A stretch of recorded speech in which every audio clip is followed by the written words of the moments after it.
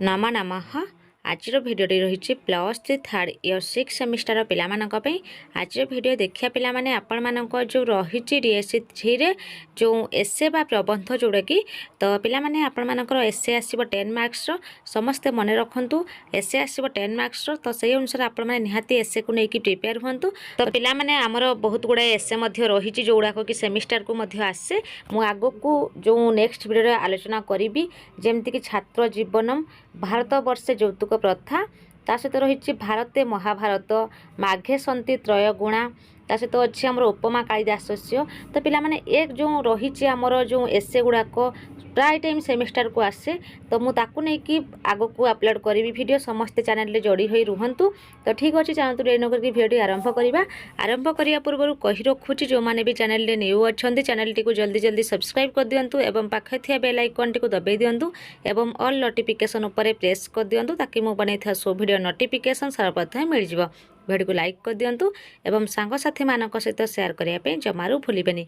देखिपे आम जो रही एसएडी कवि कुलगुरु कालिदास, तो पिला माने क्वेश्चन आसे सेमिस्टर को। तो भेरी भेरी इंपोर्टेंट पिले क्वेश्चन आम सेमिस्टर को आसे।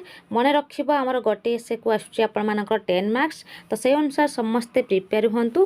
देखंतु जो रही श्लोकटी, पुष्पेषु जाति नगरेषु कांची नदीषु गंगा कवि कालिदासः अस्मात् शल्काज्ञ ज्ञायते यत् कालिदासः कविषु श्रेष्ठः संस्कृति साहित्य आकाशे बहवः कवयः ज्योतिष्क भावेन दृश्यन्ते परम कवि श्रेष्ठस्य कालिदास्य तुलना नास्ति कविकुल तिलकम कालिदासम कविकुल गुरुहि इति बहुषु श्लोकेषु कथ्यते तन्मध्यात् एक एक श्लोकः अन्तेव उदाहृत।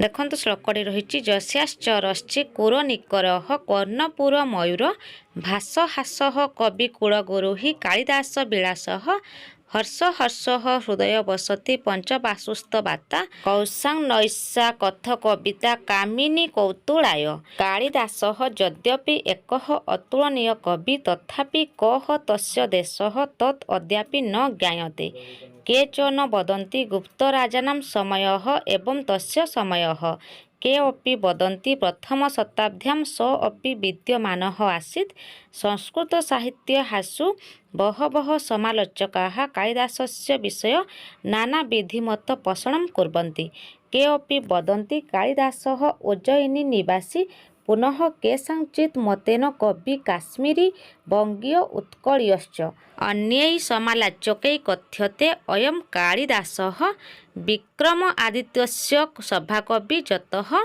देखो श्लोकटी रही धन्वन्तरम खपणाका अमर सिंह शंकु बेताल भंग घटकर्पर कालिदासः ख्यात बराह मिहिर नृपेतः सभायां रत्नानि वैबर रुचि विक्रमस्य परंतु अस्मिन् श्लोके ऐतिहासिक सत्यताया अभावत्वात् प्रमाण रूपेण अस्य वक्तव्यस्य सार्थकता नास्ति कवि कुलगुरु कालिदास कृत ग्रंथेषु रघुवंश कुमार संभवश्चेति महाकाव्य भावेन गृह्यते मेघदूतः एकं खंडकाव्यं ऋतुसंहारं शृंगारतिलकम् अपि खंडकाव्यद्वयं कविना जानि दृश्यकाव्यानि विरचितानि तेषां नामानि एव अभिज्ञान शाकुन्तलं विक्रमवर्ष्यं मालविकाग्निमित्रम् एतेषां मध्ये अभिज्ञान शाकुन्तलं तु श्रेष्ठतमम् संस्कृत साहित्य रसिकै सूक्ष्म कथ्यते काव्येषु नाटकं रम्यं तत्र रम्या शकुन्तला तत्रापि चतुर्थ अंकस्तत्र श्लोक चतुष्टयम्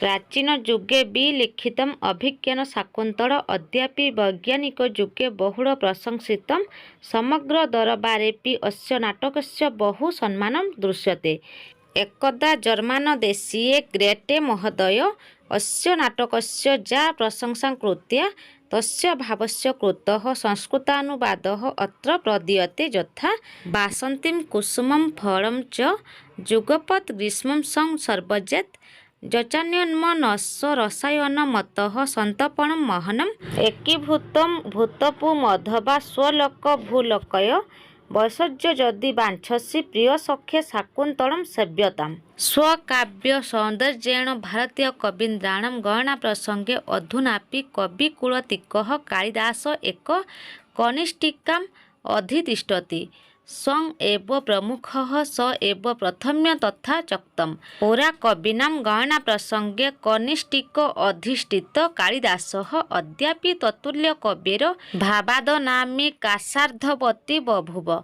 उपमानं कारस्य विशेष प्रयोगतया कालिदास रचना पाठकस्य चमत्कारिता जनसमाजं काले काले मुग्धं करति। अतः साधु उच्यते उपमा कालिदासस्य भारवे अर्थ गौरवं नैषध्ये पदलालित्य माघे सन्ति त्रयगुणाः। कालिदासः सदैव कविकुलगुरुः न केवलं भारतवर्षे सम्पूर्ण विश्वे अपि विश्वकवीनां मध्ये अयं कविराजराजमुकुटालङ्कारः इत्यन्त नास्ति शङ्कावकाशः। तो देखन्तु नेक्स्ट एसेटी रहिछि काव्यस्य प्रयोजनीयता। कारणाभावात् कार्यं साधारणतः न प्रसरति। कविः यत् कर्म करति किं तस्य कारणं का तस्य प्रयोजनीयता कविस्तु मनमशीलः। अतः कस्मात् हेतोः अस्य काव्यरचनया व्यापृत। अस्य प्रश्नस्य उत्तरं दातुं साहित्यदर्पणकारः उत्कलीयपण्डितः विश्वनाथ कविराजः स्वयमेव प्रवृत्त। स लिखति चतुर्वर्ग फलप्राप्तिः सुखदल्पधूमपि काव्यादेव।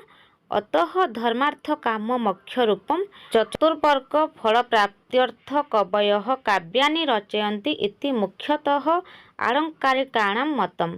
काव्यं सुमार्गं दर्शयति जनान् सुमार्गे जातुम् उपदिशति। यथा रामादिवत् प्रवर्तितव्यं न रावणादिवत्। अनेन धर्म अर्थ काम मोक्षाणां सुलभता जायते।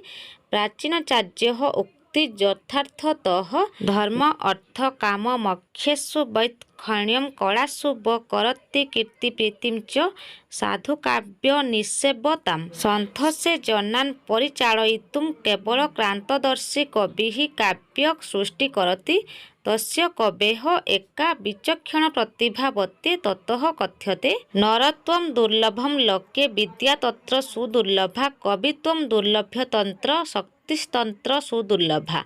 कौन कहिछि ना एवं भूतः प्रतिभाशाली कवि समाजे देवतुल्य विचार्यते स्वयं विष्णु स्वरूपः विष्णुरंशः इति काव्यशास्त्रे वर्णितः। काव्य अलापाश्च जे केचित् गीतकान्य खिलानि च शब्दमूर्तिधर स्वते विशारंसा महात्मनः। समाज संस्कारेण सह काव्यं कवये अर्थ ददाति।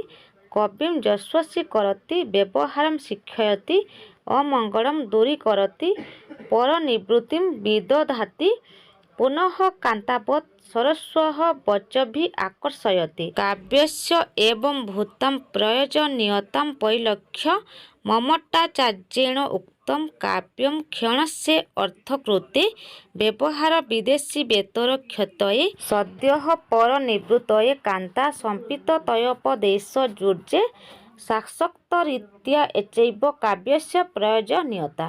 तो पिलामाने एथिला हमर दुईटा एसे को नेकी आलोचना। आपण माने समस्ते दुईटा एसे को नेकी प्रिपेयर हुंतु।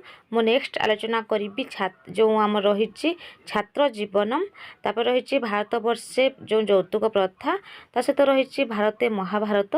तो ये सब रही आम जोड़ाक कि इम्पोर्टाट जोड़ाक कि सेमिस्टर को आसे ए क्वेश्चन मध्य आसे सेमिस्टर को। तो समस्ते प्रिपेयर हूँ। ठीक अच्छे पिला मैंने एम एतिक वीडियो एंड करवा।